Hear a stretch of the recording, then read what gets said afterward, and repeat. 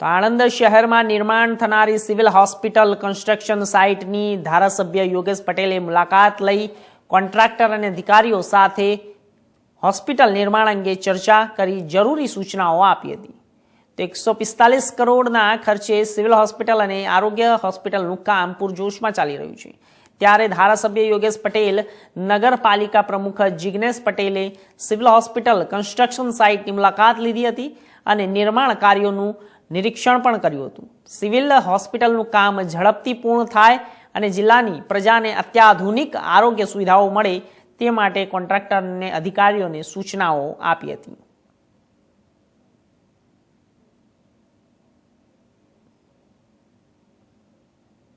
વિશ્વ નેતા અને ભારતના વડાપ્રધાન આદરણીય નરેન્દ્રભાઈ મોદીનું સ્વપ્ન હતું કે દરેકને સ્વાસ્થ્યની પૂર્ણ સુવિધા મળે.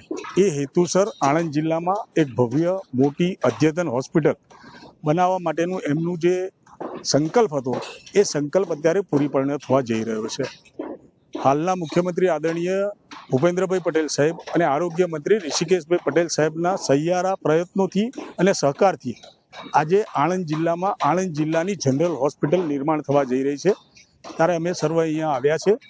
જલ્દીથી જલ્દી આ હોસ્પિટલ બને અને આદરણીય મુખ્યમંત્રી શ્રી ભૂપેન્દ્રભાઈ પટેલ સાહેબે આણંદ જિલ્લાની સેવામાં આ હોસ્પિટલ 31મી ડિસેમ્બર 2025 પહેલાં જે મૂકવાનો જે સંકલ્પ લીધો છે એ સંકલ્પને અમે પૂરો કરવાનો પૂરો પ્રયત્ન કરી રહ્યા છે અને જેમાં આણંદ જિલ્લાના લોકો માટે તમામ પ્રકારની સુવિધાઓ મળે તેવી અદ્યતન હોસ્પિટલ બને એના માટે આજે ચર્ચા વિચારણા કરેલ છે.